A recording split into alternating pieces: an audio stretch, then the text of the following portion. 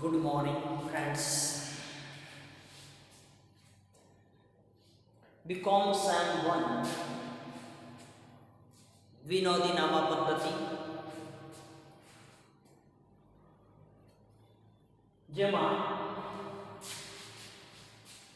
Total 4 unit આપણે ભણવાના થાય છે. જેમાં યુનિટ 1 આડત માલના હિસાબો, ઇંગ્લિશમાં કહીશું કન્સાઇનમેન્ટ એકાઉન્ટ્સ, જે આપણે ભણી ચૂક્યા છીએ.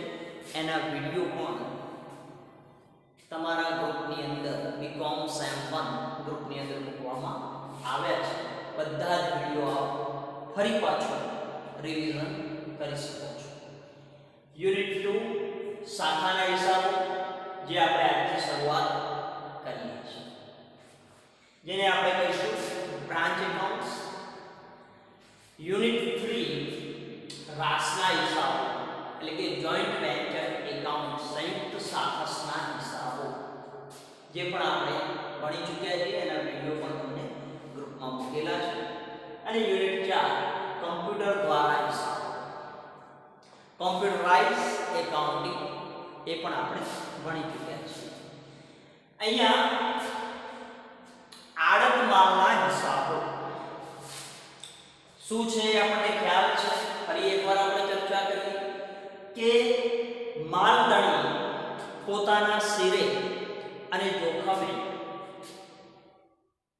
પોતે બનાવેલી જે પણ વસ્તુ છે અથવા જથ્થાબંધ વ્યક્તિ કે વેપારીઓ પોતાનો માલ એક સ્થળેથી બીજા સ્થળે વેચાણ માટે મોકલતો હોય, સામે દલાલને વેચાણ માટે મોકલતો હોય અને કમિશન ઉપર જ્યારે વેચતો હોય, ત્યારે એવી જે હિસાબી પદ્ધતિ છે એને આપણે આડત માલના હિસાબો કહીએ છીએ. એટલે કે અહીંયા બધું જ જોખમ આપણા શિરે છે, પણ અહીંથી આપણે બીજી જગ્યાએ દેશમાં કે પ્રદેશની અંદર માલ મોકલતા હોઈએ અને બધું જોખમ આપણા શિરે હોય, સામેવાળા દલાલને અથવા કમિશન એજન્ટને આપણે માલ મોકલીએ, એ માલનું વેચાણ કરીને પોતાનું કમિશન કાપીને આપણને રકમ પરત મોકલતો હોય છે, હિસાબ આપતો હોય, એવા હિસાબોને આડત માલના હિસાબો કહીએ છીએ. સેકન્ડ આપણે ભણ્યા છે રાસના હિસાબ. રાસ એટલે કે જોઈન્ટ વેન્ચર એકાઉન્ટ્સ. આપણે ભાગીદારી એવી કરી કે કોઈ સંયુક્ત સાહસ ટૂંકા ગાળા માટે, દાખલા તરીકે 1 વર્ષ કે 2 વર્ષના પીરિયડની અંદર આપણે 2 કે 3 પાર્ટનર ભેગા થઈએ અને એ સાહસને પૂર્ણ કરીને નફો કે નુકસાન વહેંચી દઈને છૂટા પડીએ, એને આપણે રાસના હિસાબો અથવા જોઈન્ટ વેન્ચર એકાઉન્ટ્સ કહીએ છીએ. દાખલા તરીકે બિલ્ડિંગ બનાવવાનો પ્રોજેક્ટ હોય, એમાં એક વ્યક્તિ ન હોય, એક કરતાં વધારે વ્યક્તિઓ ફ્લેટ બનાવીને વેચી દે, હિસાબ નફો નુકસાન વહેંચીને એ છૂટા પડે, એને આપણે રાસના હિસાબો કહીએ છીએ. પ્લોટિંગ પાડવાના હોય, બાંધકામના જે કોન્ટ્રાક્ટ છે, એ રાસના હિસાબો દ્વારા ચાલતા હોય છે. કમ્પ્યુટર દ્વારા હિસાબો, કે આ બધા જ હિસાબો આપણે કોમ્પ્યુટરથી જ લખતા હોય. ત્યારે મેન્યુઅલી લખવાની જગ્યાએ હવે કોમ્પ્યુટરમાં ઘણી બધી એકાઉન્ટિંગ સિસ્ટમો છે, એકાઉન્ટિંગ સોફ્ટવેરો છે, એના દ્વારા આપણે હિસાબો લખતા હોઈએ. એમાં ટેલીને આપણે પ્રાધાન્ય આપીએ છીએ કે ટેલી દ્વારા હિસાબો લખવા. એ પણ થિયરી તમને ભણાવેલી છે. એટલે 3 યુનિટ આપણે કમ્પ્લીટ પૂરા કર્યા છે. ચોથો યુનિટ આપણે ભણવો છે, એ છે યુનિટ 2 શાખાના હિસાબો. શાખાના હિસાબો શું છે? જેને આપણે કહીએ છીએ ઇંગ્લિશમાં બ્રાન્ચ એકાઉન્ટ. કે જ્યારે આપણે માલનું વેચાણ કોઈ પણ એક સ્થળે કરતા હોઈએ અને એનું વિસ્તરણ કરવા માંગતા હોય કે એક કરતાં વધારે સ્થળોએ આપણો માલ, પોતાનો માલ વેચાવો જોઈએ, તેના માટે આપણે એક જગ્યાએથી દેશમાં અલગ અલગ સ્થળે આપણે અલગ અલગ બ્રાન્ચ અથવા શાખાઓ ખોલતા હોઈએ છીએ. અને સંપૂર્ણ વહીવટ એ મુખ્ય આપણી ઓફિસ છે, એ ઓફિસ ઉપરથી કરવામાં આવતો હોય, એને આપણે શાખા કહીએ છીએ. એટલે કે શાખાના હિસાબો. દાખલા તરીકે અંબાજીની અંદર આપણે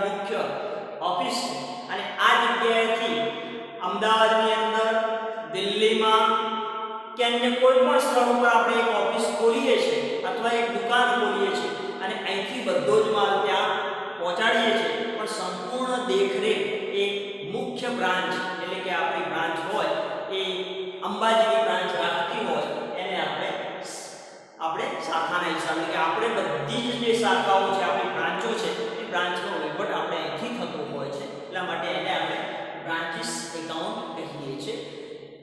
તમે જુઓ કે અમુક જે દુકાનો છે, દાખલા તરીકે દુકાનોની અંદર બાટા શૂઝ કંપની હોય અથવા ઉષા સિલાઈ મશીન કંપની હોય અથવા ઇટાલિયન બેકરીની કંપની હોય, એ બધા શું કરે, મુખ્ય બ્રાન્ચ ઉપરથી એ અલગ અલગ દુકાનો અલગ અલગ જગ્યાએ ખોલે છે, અલગ અલગ સ્થળે, અને માલ પોતાની જગ્યાએ પહોંચાડે અને બધા જ હિસાબો પોતાની જોડે રાખે.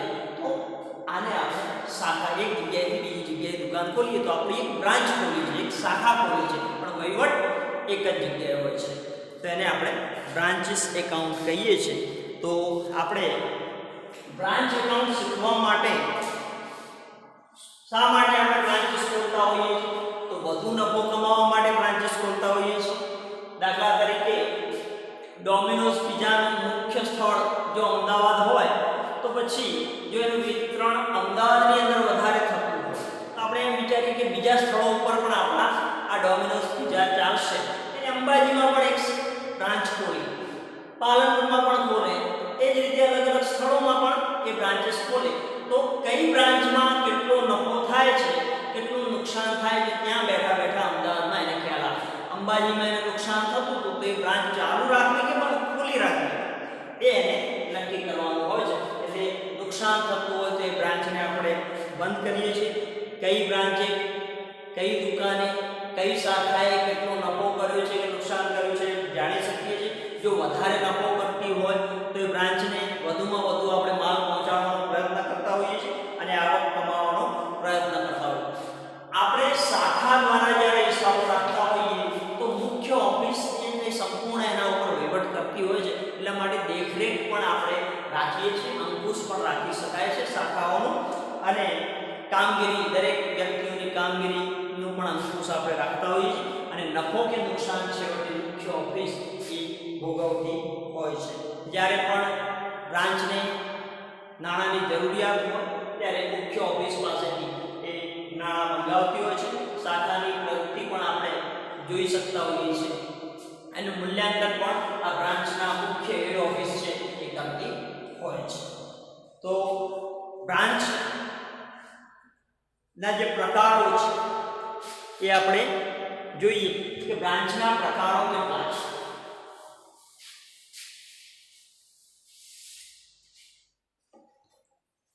શાખાના પ્રકાર,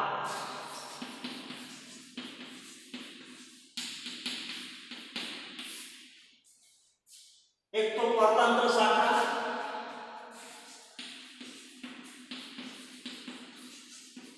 સ્વતંત્ર શાખા અને વિદેશી શાખા, ત્રણ પ્રકાર.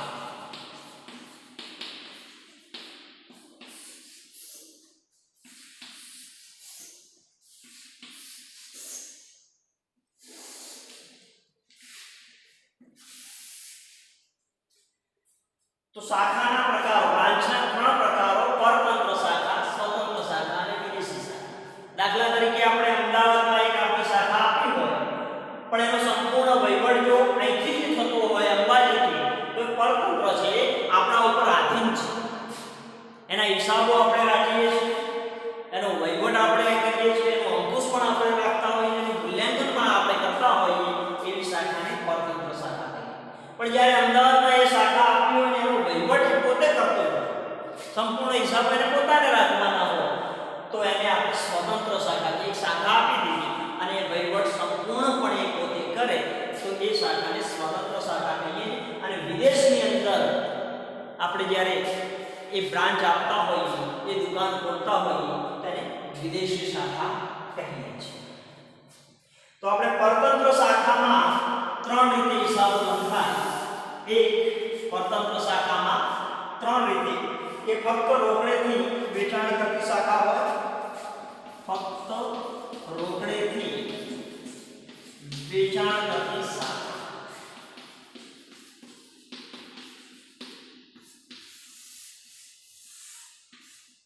સેકન્ડ છે રોકડેથી તેમજ ઉધાર વેચાણ કરતી શાખા. રોકડેથી તેમજ ઉધાર વેચાણ કરતી શાખા.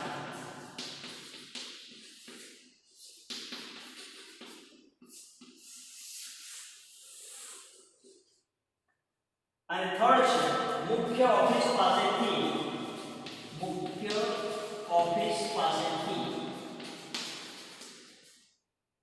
ભરતીયા કિંમતે માલ મેળવતી શાખા. ભરતીયા કિંમતે માલ મેળવતી શાખા.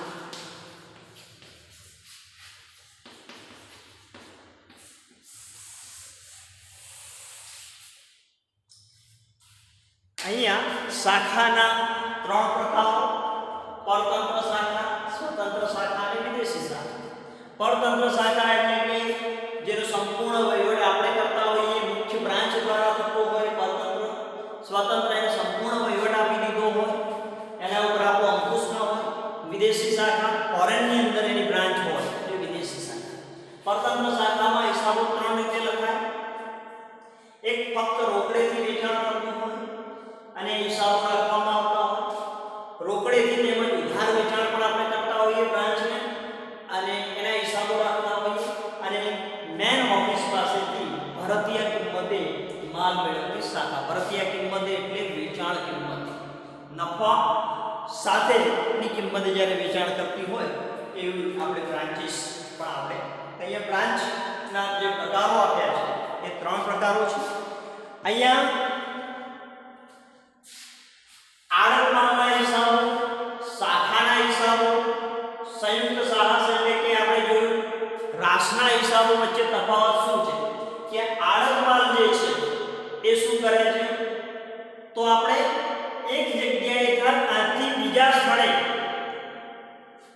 માલ ગણી માલ મોકલે છે, માત્ર કમિશન આપીને એ ધંધો કરતો હોય છે. એટલે કે એ કમિશન એજન્ટને માલ મોકલતો હોય છે, સંપૂર્ણ નફો કે નુકસાન એ માલ ગણી ભોગવતો. એટલે જ્યારે આપણે બ્રાન્ચ નથી બોલતા, દાખલા તરીકે અમદાવાદની અંદર એક કમિશન એજન્ટ છે અને એને ત્યાં માલ મોકલી દીધો, તો કમિશન એજન્ટ છે માલ વેચે, પોતાનું કમિશન 5% નક્કી કર્યું હોય તો 5% કમિશન કાપીને આપણને હિસાબ પહોંચાડે. એટલે આડતમાલના હિસાબોમાં શું છે? આડત એટલે કમિશન. શાખાના હિસાબોમાં શું છે કે સંપૂર્ણ વહીવટ પોતાના સ્થળેથી થાય અને આપણે માલ મોકલતા હોઈએ છીએ, માલ વેચાય તેનો હિસાબ આપણને મળતો હોય છે. એટલે આ એક આપણી બ્રાન્ચ છે. જ્યારે સંયુક્ત સાહસ એટલે કે રાશના હિસાબો શું છે કે રાશના હિસાબોની અંદર અમુક લિમિટેડ સમય, 1 વર્ષ કે 2 વર્ષ માટે આપણે ભાગીદારો ભેગા થઈએ, નફો કે નુકસાન જે થાય એ આપણું કામ પૂર્ણ થાય ત્યારે એ વેચીને આપણે છૂટા પડીએ, એને આપણે સંયુક્ત સાહસ કહીએ છીએ. તો અહીંયા ત્રણે ત્રણ હિસાબો આપણે જોયા છે. અને દલાલો દ્વારા કે જ્યારે દલાલીને આપણે આપીને વસ્તુનું વેચાણ કરાવતા હોઈએ એને આપણે દલાલો દ્વારા વેચાણ કહીએ. કદાચ તમને થિયરી પૂછે કે શાખા, આડતમાલ, સંયુક્ત સાહસનો તફાવત સમજાવો તો પેજ નંબર 124 ઉપર તમારે એ થિયરી તૈયાર કરવાની છે.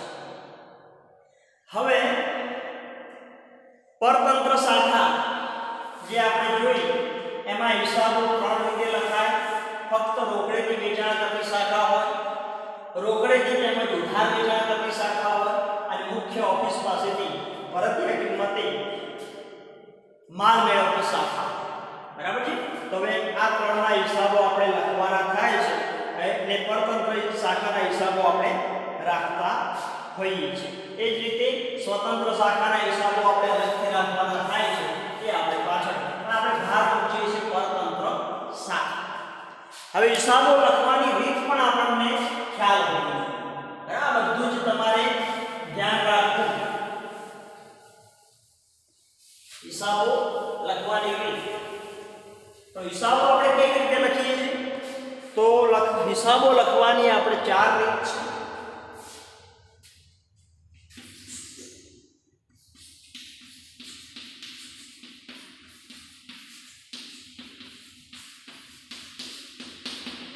એમાં એક છે દેવાદાર પદ્ધતિ, ડેપ્ટર સિસ્ટમ, દેવાદાર પદ્ધતિ.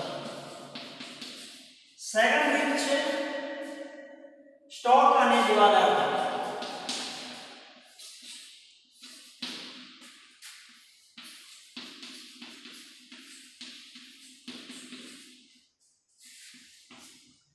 થર્ડ રીત છે વાર્ષિક હિસાબોની પદ્ધતિ.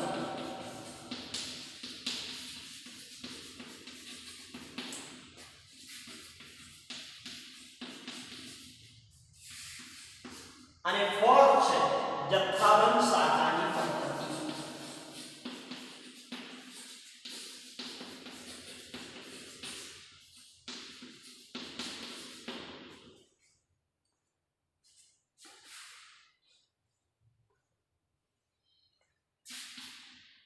જેમાં આપણે ભાર મૂકીએ છીએ દેવાદાર પદ્ધતિ. અહીંયા મુખ્ય ઓફિસ છે, દાખલા તરીકે અંબાજી એ મેન બ્રાન્ચ હોય અને એની બે શાખાઓ, એને એક અમદાવાદ અને એક પાલનપુર ચાલુ કરી. તો આ આપણી શું છે? બ્રાન્ચ, બે બ્રાન્ચો છે. પરતંત્ર શાખા એટલે આ શાખાના સંપૂર્ણ હિસાબો અંબાજી મૂળ બ્રાન્ચ રાખે છે. પાલનપુરના સંપૂર્ણ હિસાબો અંબાજી મૂળ બ્રાન્ચ રાખે છે. એટલે અહીંયા અંબાજી છે એ આ બંને શાખાઓને એક વ્યક્તિ ગણે છે, એટલે કે આપણા દેવાદાર છે.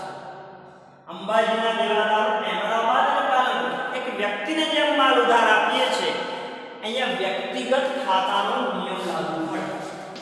વ્યક્તિગત ખાતાનો નિયમ.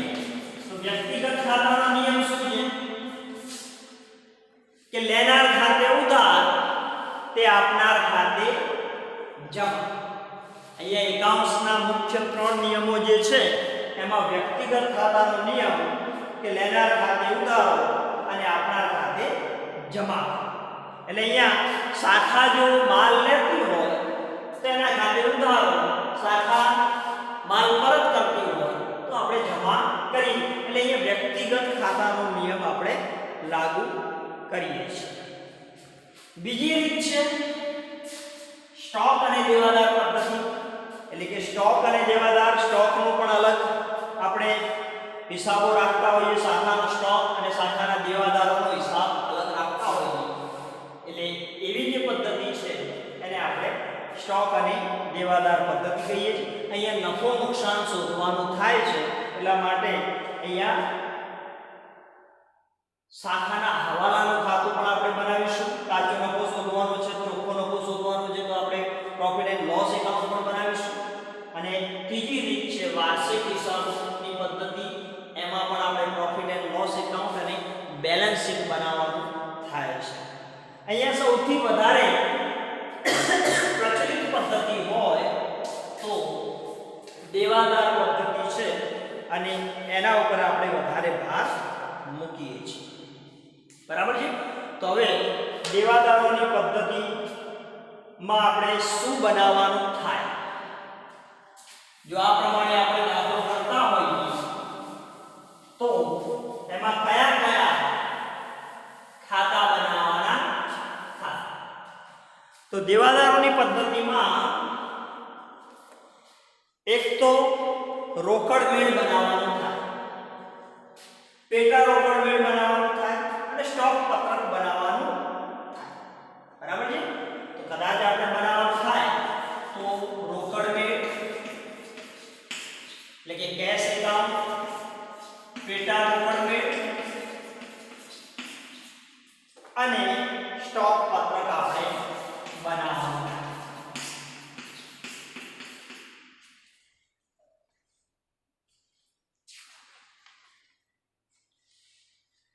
બીજું શાખા ખાતું આપણે બનાવવાનું થાય. મુખ્ય આપણે શું બનાવીશું? તો દેવાદારોમાં મુખ્ય એક તો છે શાખા ખાતું. જે પણ નામની શાખા હોય, અમદાવાદની શાખા હોય તો અમદાવાદની શાખા, તો શાખા ખાતું બનાવીએ છીએ.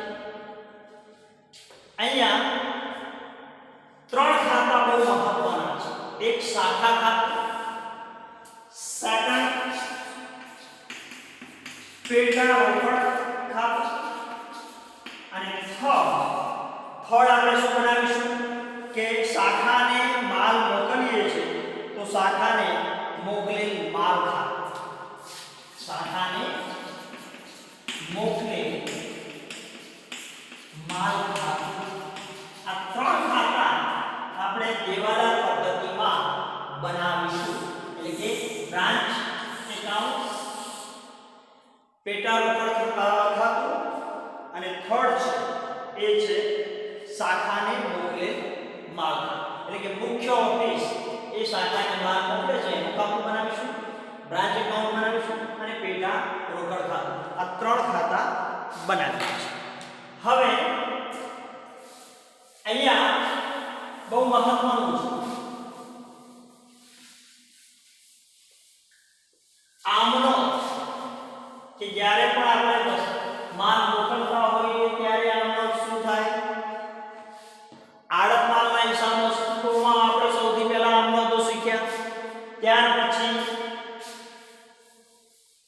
સેકન્ડ રાશના હિસાબોમાં આમનો શીખ્યા.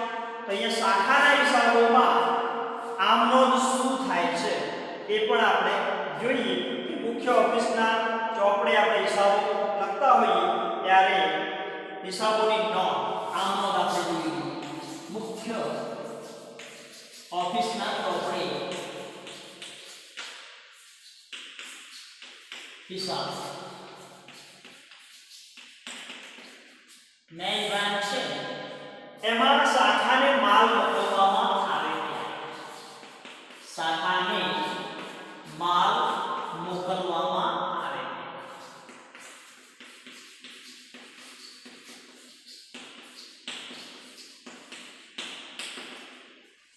શાખાને માલ મોકલવામાં આવે ત્યારે આમનો શું, જેમ આડત માલ મોકલવામાં આવતો હોય, આડતિયાને આડત પર માલ મોકલવામાં આવતો હોય ત્યારે શું થાય, આડત માલ ખાતે ઉધાર તે આડત પર મોકલેલ માલ ખાતે જમા.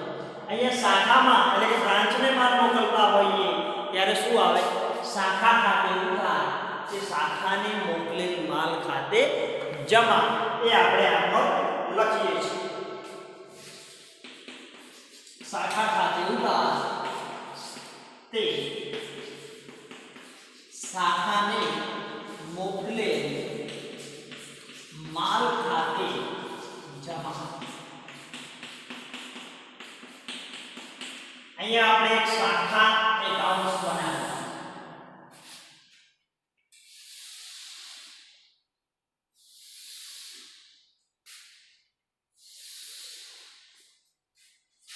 શાખા ખાતું ઉધાર અને જમા. અને અહીંયા આપણે શાખાને મોકલેલ માલ ખાતે મોકલેલ માલ બે શાખા બનાવ્યા. આમનો શું છે, શાખા ખાતે ઉધાર, જ્યારે માલ મોકલવામાં આવે ત્યારે શાખા ખાતે ઉધાર તે શાખાને મોકલેલ માલ ખાતે જમા. અહીંયા શું આવે, શાખાને મોકલેલ માલ ખાતે જેટલાનો માલ મોકલ્યો છે એ માલ, અને અહીંયા શું આવશે, શાખા.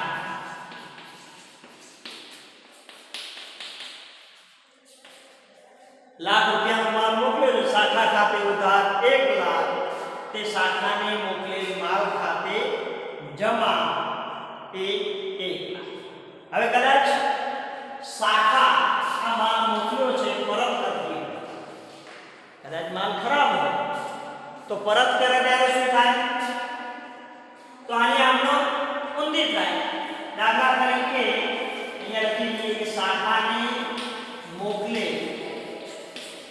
માલ પરત કરવામાં આવે છે. આપણને માલ પરત મળતો હોય તો શું થાય, એની ઊંધી અસર શાખા ખાતે જમા થશે, શાખાને મોકલેલ માલ ખાતે ઉધાર. તો અહીંયા શું આવશે, શાખાને મોકલે ઉધાર તે શાખા ખાતે. અમુક માલ પરત કરે છે, ખરાબ હોય તો પરત કરે. આની આમદન શું થાય? તો શાખાને મોકલેલ માલ ખાતે ઉધાર. ઉધાર બાજુ આપણે લખીશું શાખા ખાતે. અહીંયા શું છે? આ પરત માલ છે. અહીંયા આવશે શાખાને મોકલે માલ ખાતે. આ શું છે? પરત છે.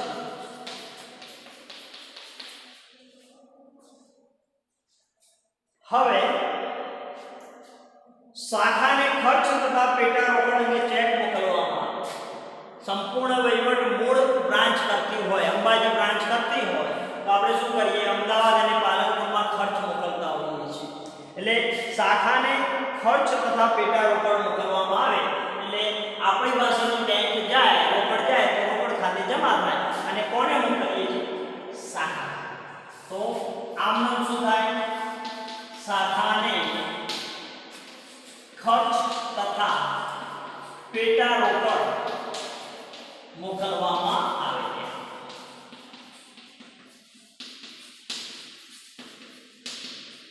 આમનો શું થાય? શાખા ખાતે ઉધાર તે રોકડ ખાતે. આપણે રોકડ મોકલતા હોઈએ તો રોકડ ખાતે તે બેંક ખાતે.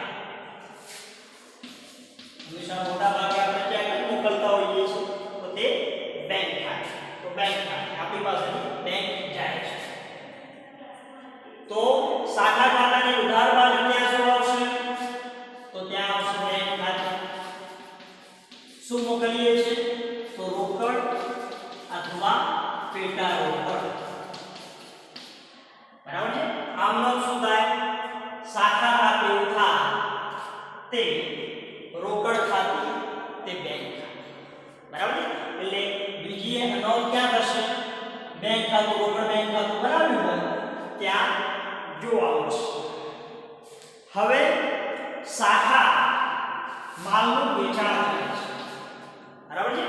શાખા માલનું વેચાણ કરે છે. આપણે માલ મોકલ્યો છે, વેચાણ કરે તો એ જમા બાજુ જશે. આ એક પ્રકારનું વેપાર ખાતું અને નફા નુકસાન ખાતું છે. જેમ આડત માલ ખાતું જે છે એ એક પ્રકારનું વેપાર ખાતું અને નફા નુકસાન ખાતું છે, એમ શાખા ખાતું પણ આપણે વેપાર ખાતું અને નફા નુકસાન ખાતું. એટલે કે શરૂઆતનો સ્ટોક, આખરનો સ્ટોક જમા બાજુ, શરૂઆતનો સ્ટોક ઉધાર બાજુ, અને જે પણ ખર્ચા આપણે અહીંયા વેપાર ખાતામાં દર્શાવીએ છીએ એ ઉધાર બાજુ. વેપાર ખાતાના જે બધા ઉધાર બાજુ જે છે એ આપણે અહીંયા ઉધાર બાજુ દર્શાવીએ છીએ. જમા બાજુ હોય જમા બાજુ, નફા નુકસાન ખાતામાં ઉધાર બાજુ હોય અહીંયા દર્શાવીએ છીએ, અને જમા બાજુ હોય જમા. શાખા પાસેથી રોકડ વેચાણની રકમ મળે ત્યારે શાખા પાસેથી રોકડ વેચાણની રકમ મળે ત્યારે. હવે આપણને શાખા એ રોકડ વેચાણની રકમ આપે છે. આપણી પાસે બેંક આવે છે તો બેંક ખાતે ઉધાર એ શાખા ખાતે જમા. બેંક ખાતે ઉધાર તે શાખા ખાતે જમા. શું આવી આપણી જોડે? વેચાણની રકમ. તો અહીંયા શું આવશે? અહીંયા બેંક ખાતે વેચાણ. જે પણ વેચાણ છે એ વેચાણની રકમ આપણને મળે છે. રોકડ કે બેંક ખાતે ઉધાર તે શાખા ખાતે જમા. હવે શાખાની શરૂઆતની બાકી અને આખરની બાકી. શાખાની શરૂઆતની બાકી અને આખરની બાકી એ જો આપવામાં આવી હોય ત્યાં, દાખલા તરીકે આખરની બાકી હોય તો શાખા ખાતાની જમા બાજુ, શરૂઆતની બાકી હોય તો આપણે શાખા ખાતાની ઉધાર. ચલો હવે આપણે જોઈએ કે શાખાની શરૂઆતની મિલકતો આપી. શાખાની શરૂઆતની મિલકતો દાખલામાં શરૂઆતની મિલકતો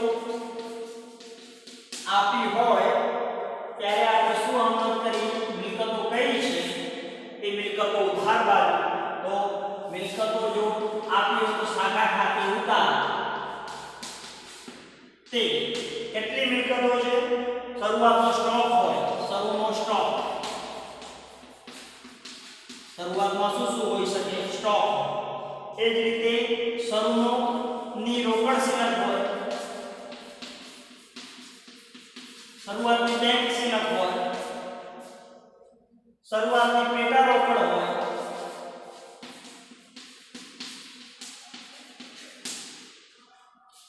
અને શરૂઆતનું ફર્નિચર હોય.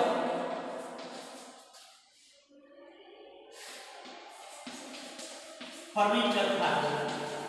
અને એ જ રીતે એ અગાઉથી ચૂકવેલ ખર્ચ, અગાઉથી ચૂકવેલ શરૂનો અથવા અગાઉથી ચૂકવેલ ખર્ચ ખાતું. આ મિલકત છે. ચૂકવેલ, અગાઉથી ચૂકવેલ ખર્ચ ખાતું. આટલી શરૂઆતની બાકી હોય તો શરૂઆતની બાકી ક્યાં જોવા મળે? શાખા ખાતાની ઉધાર બાજુ. અને આખરની બાકી જમા બાજુ. અહીંયા શું લખી શકીએ? શરૂઆતની બાકી આપણે દર્શાવતા હોઈએ ત્યારે એ બાકી આગળ લાવ્યા. શું આવે? બાકી આગળ લાવે. તો બાકી આગળ લાવ્યામાં એટલું શું આવે? શરૂનો સ્ટોક. ત્યાર પછી શરૂની બેંક શિલક અથવા રોકડ શિલક. શરૂની રોકડ શિલક. ત્યાર પછી પેટા રોકડ. ત્યાર પછી ફર્નિચર. અને ત્યાર પછી અગાઉથી ચૂકવેલ ખર્ચ. આ બધી શરૂઆતની બાકી આપણને આપી હોય તો શાખા ખાતાની ઉધાર બાજુ આપણે દર્શાવીએ છીએ. શરૂઆતની બાકી આપી. આખરની બાકી આપી હોય તો જમા બાજુ. તો આખરની બાકી માટે શું કરીશું? તો એ પણ આ નોંધ આપણે લખી દઈએ. શાખાની આખરની મિલકતો માટે. તો શાખાની આખરની મિલકતો માટે આ નોંધ શું છે? તો એમાં આ જે નોંધ છે એ આપણે ઉલટાવી દઈએ. આખરની બાકી ક્યાં આવે? શાખા ખાતાની જમા બાજુ. તો ત્યાં શું લખાશે? શાખાના આખર સ્ટોક. આખર સ્ટોક ખાતે શરૂઆતનો સ્ટોક એ આપણે આવે. હવે આખર સ્ટોક ખાતે પછી શાખાના ની આખરની રોકડ ખાતે. આખરની રોકડ ખાતે. ત્યાર પછી છે પેટા રોકડ ખાતે.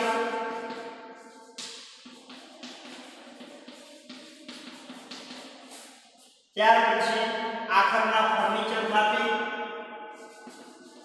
ફર્નિચર પણ આપણી જોડે પડ્યું છે. એ ફર્નિચર ખાતે. તો ફર્નિચરમાં ઘસારા બાદ કિંમત આવશે. અને ત્યાર પછી અગાઉથી ચૂકવેલ ખર્ચ ખાતે. અગાઉથી ચૂકવેલ ખર્ચ ખાતે તે શાખા ખાતાની જમા. એટલે આખરની બાકી ક્યાં આવે? શાખા ખાતાની જમા બાજુ. ત્યાં આપણે લખીએ બાકી આગળ લાવે. બાકી આગળ લાવે. તો બાકી આગળ લાવે આપણે કઈ બાજુ? જમા બાજુ. એ છે શું આવે? તો માલનો સ્ટોક. ત્યાર પછી રોકડ, બેંક શિલક. ત્યાર પછી પેટા રોકડ. ત્યાર પછી ફર્નિચર અને અગાઉથી ચૂકવેલ ખર્ચ. બરાબર છે? એ બધી જ આખરની બાકી અહીંયા આપણે દર્શાવીએ છીએ. ત્યાર પછીની નોંધ કે શરૂઆતની બાકી પણ આવી ગઈ, આખરની બાકી આવી. હવે શાખાના આખરના દેવા ચૂકવવાના બાકી છે. તો આખરના દેવા બાકી હોય તો શાખા ખાતે જમા થશે અને શાખાના દેવા ખાતે. બરાબર છે?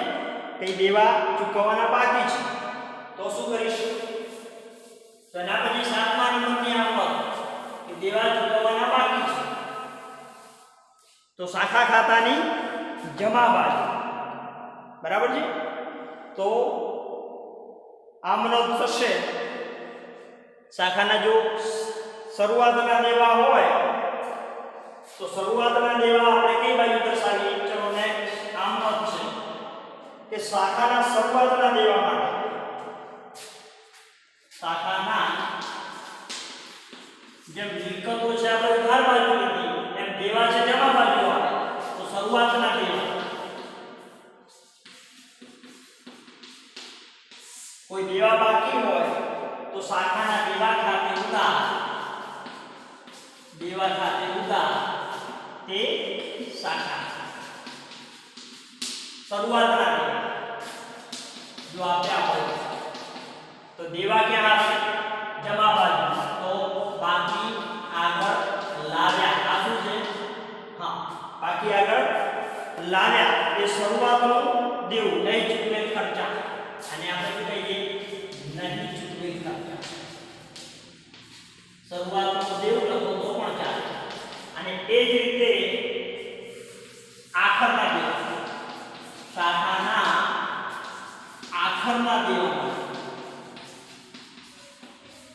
કદાચ આખરના દેવા વધ્યા હોય તો એના માટે પણ આ નોંધ આપણે લખવી પડે. તો શાખા ખાતા એ આખરના દેવા ક્યાં આવે? અહીંયા શાખા ખાતે ઉધાર તે શાખાના દેવા બરાબર છે. કોઈ દેવા લઈ ગયા હોય શાખાનું દેવું આપણે દર્શાવવું પડે. અહીંયા બાકી આગળ લાવ્યા આખરના દેવા એ કિંમત હોય તો પણ આપણે દર્શાવીએ. હવે શાખા હવે નફો કરતી હોય ત્યારે હવે આપણે આ ખાતાને બંધ કરીએ તો શું થાય? આ બંને બાજુ આપણે ક્લોઝ કરીએ. જો આ બાજુ નફો આવે, નફો કઈ બાજુ જોવા મળે? આ બાજુની કિંમત ઓછી હોય, આ બાજુ વધારે હોય, નફો છે. અને આ બાજુ નુકસાન જોવા મળે. બરાબર છે. તો નફો અને નુકસાન બંને બાજુ છે. બરાબર છે.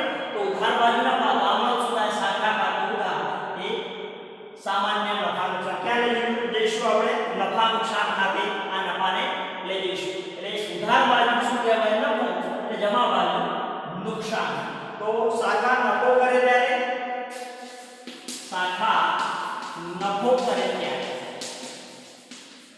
આમ નામ શું થાય?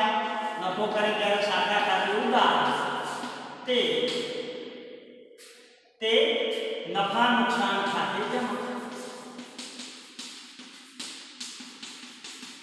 અને એ જ રીતે આ ક્યાં લઈ જઈશું આપણે? નફા નુકસાન ખાતે. અને નુકસાન હોય તો પણ આપણે નફો ખાતે લઈ જઈએ છીએ. આ શું છે? નફો. તો નફો ઉધાર બાજુ, નુકસાન જમા બાજુ. તો નુકસાન કરતી હોય ત્યારે તો શાખા નુકસાન કરે ત્યારે તો નુકસાન કરતી હોય તો ક્યાં દર્શાવીશું? તો નફા નુકસાન ખાતે ઉધાર તે શાખા.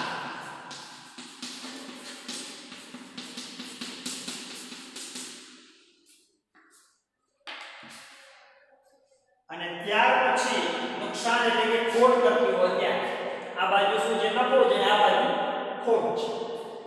હવે આ શાખાને મોકલેલ માલ ખાતું, આ ખાતું આપણે બંધ કરવું છે. તો બંધ કરવું હોય ત્યારે એને ક્યાં લઈ જઈશું? જેમ આડત માલ ખાતું આપણે બંધ કરતા હોઈએ આડત મોકલેલ માલ ખાતું, તો એને વેપાર ખાતે લઈ જઈએ છીએ. આને પણ આપણે વેપાર ખાતે લઈ જઈએ. તો આમનો શું થાય? શાખાને મોકલેલ માલ ખાતે ઉધાર તે વેપાર ખાતે જમા. અહીંયા શું આવે? વેપાર. બરાબર. આને ક્લોઝ કરીએ. એટલે શાખાને મોકલેલ માલ ખાતું બંધ કરવાનું હોય ત્યારે બરાબર. તો આને બંધ કરવું હોય તો આમનો શું થાય? તો આમનો છે શાખાને મોકલેલ માલ ખાતે ઉધાર માલ ખાતે ઉધાર તે પેટા રોકડ અને તે વેપાર ખાતે જમા. તો આ ખાતું પણ આપણે બંધ કરીએ છીએ. એટલે અહીંયા શાખા ખાતું કેવી રીતે બનાવાય, એમાં કેટલી એન્ટ્રીઓ આવી શકે એ આપણે જોયું છે. તો શાખા ખાતું બનાવતા હોઈએ અને દેવાદારોની પદ્ધતિથી દાખલો કરતા હોઈએ તો એમાં શાખા ખાતું બનશે, એમાં આટલી એન્ટ્રી જોવા મળશે. શાખાને મોકલેલ ખાતું બનાવીએ છીએ એમાં આટલી એન્ટ્રી જોવા મળશે. અને એક પેટા રોકડ ખાતું બનાવીએ છીએ એમાં 4 જ એન્ટ્રી આવે છે. એમાં કદાચ કોઈ પૂરતી રકમ હોય ત્યારે આપણે શોધવાની થાય છે. આમનો તો કઈ હોય તો આમનો તો 11 આપણે જોઈ છે. આ આમનો તો પ્રમાણે આપણે દાખલો ગણીએ છીએ. તમને એમ કહેવામાં આવે કે સાથે સાથે આમનો તો લખતા જાઓ તો આમનો તો પણ તમારે લખવાની થાય છે. બરાબર છે. અહીંયા તમારે આ વર્ષે જે પરીક્ષા લેવાશે તમારી 2021 ની ઇન્ટરનલ અને એક્સટર્નલ એ માત્ર ઓફલાઈન અને ઓનલાઈન MCQ દ્વારા જ પરીક્ષા લેવાશે. પણ તમારે આ બધી જ તૈયારીઓ કરવાની થાય. આમાંથી કોઈ પણ પ્રશ્ન પૂછે તો આપણને ખ્યાલ હોવો જોઈએ. બરાબર છે. હવે બે ખાતા બનાવતા આપણને આવડી ગયું તો શાખા ખાતું અને શાખાને મોકલેલું માલ ખાતું એમાં આટલી જ એન્ટ્રી હોય આ આપણને ખ્યાલ હોવો જોઈએ. હવે આમનો તો પણ આપણને આવડી ગયું, પણ કદાચ પેટા રોકડ ખાતું બનાવવાનું થાય તો એમાં કેટલી એન્ટ્રી આવે છે એ પણ આપણે જોઈએ. માત્ર 4 એન્ટ્રી એ પેટા રોકડ ખાતામાં આવે. એમાં ખૂટતી વિગત શોધવી હોય તો આપણે શોધી શકીએ છીએ. તો પેટા રોકડ ખાતું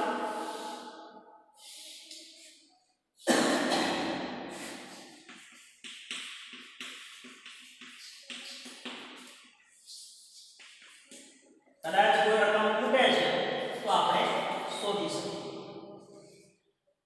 તો પેટા રોકડ ખાતામાં એક તો શરૂઆતની બાકી અને આખરની બાકી. અહીંયા તમને શરૂઆતની બાકી અને આખરની બાકી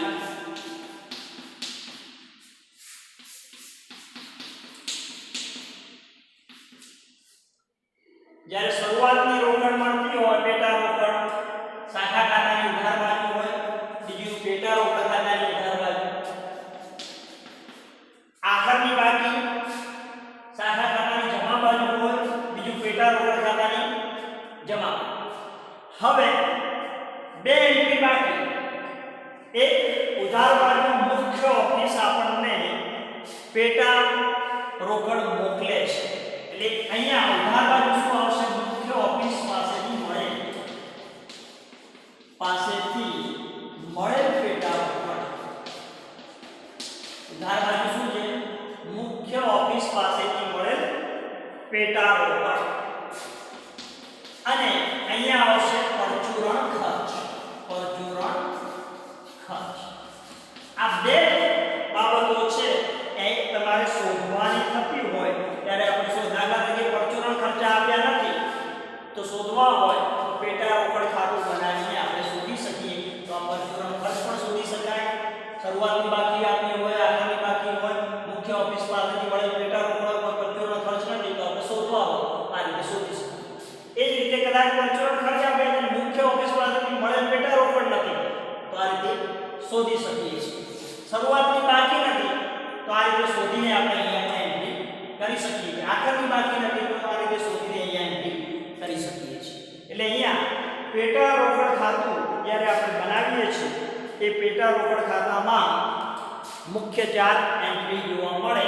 એક તો શરૂઆતની બાકી, આખરની બાકી, ઉધાર બાજુ મુખ્ય ઓફિસ ખાતેથી મળેલ રકમ પેટા રોકડ અને જમા બાજુ શું હશે? તો જમા બાજુ પરચુરણ ખર્ચ છે એ આપણે આપેલો છે. ન આપ્યો હોય તો આપણે શોધવાનો છે એ આપણે શોધી શકીએ. એટલે જ્યારે આપણે દાખલા ગણવાની શરૂઆત કરીએ તો મુખ્ય 3 ખાતા બનશે. શાખા ખાતું, શાખાને મોકલેલ માલ ખાતું અને ત્રીજું આપણે ખાતું બનાવીશું જે છે પેટા રોકડ ખાતું. એ આપણે બનાવવાનું થાય છે. હવે પછી આપણે દાખલાઓ ગણીશું. તમારે આજે જે મેં ભણાવ્યું 3 ખાતામાં એન્ટ્રી કઈ કઈ હોઈ શકે, આમાં ઉધાર બાજુ કઈ રકમ આવે, જમા બાજુ કઈ વિગતો આવે છે, શાખાના મોકલેલ માલ ખાતાની ઉધાર બાજુ અને જમા બાજુ એમાં માત્ર 3 વિગતો જ આવે અને અહીંયા માત્ર 4 એન્ટ્રી આવે, એ આપણને ખ્યાલ હોવો જોઈએ અને સાથે સાથે એની આમનાઓ પણ આપણને આવડવી જોઈએ તો દાખલો આવડે. જેમ આડત માલ ખાતું આપણે ભણ્યા છીએ એ જ રીતે આ શાખાના હિસાબો પણ આપણે ભણીએ છીએ, રાશના હિસાબો ભણ્યા છે એ રીતે આ ભણીએ છીએ. બાકીની જે કોમ્પ્યુટરાઇઝ હિસાબો છે એમાં તો તમારી કોમ્પ્યુટરની ટેલીની થિયરી આવે છે એ પણ આપણે ભણી ચૂક્યા છીએ. આગળના આડત માલના હિસાબો, રાશના હિસાબોના વિડીયો મૂકેલા છે. જે વિદ્યાર્થીઓ વિડીયો ન જોયા હોય તો આજે જે વિડીયો મૂકું છું એમાં જે ચેનલનું નામ છે એ ચેનલ પરથી તમે આગળના વિડીયો પણ જોઈ શકો છો. બરાબર, અહીં સુધી રાખીએ છીએ. આવતીકાલે આપણે દાખલાની શરૂઆત કરીએ છીએ. 4 થી 5 દાખલા ગણીશું તો આપણને શાખાના હિસાબો પણ આવડી જશે. અહીં સુધી રાખીએ છીએ. જય અંબે.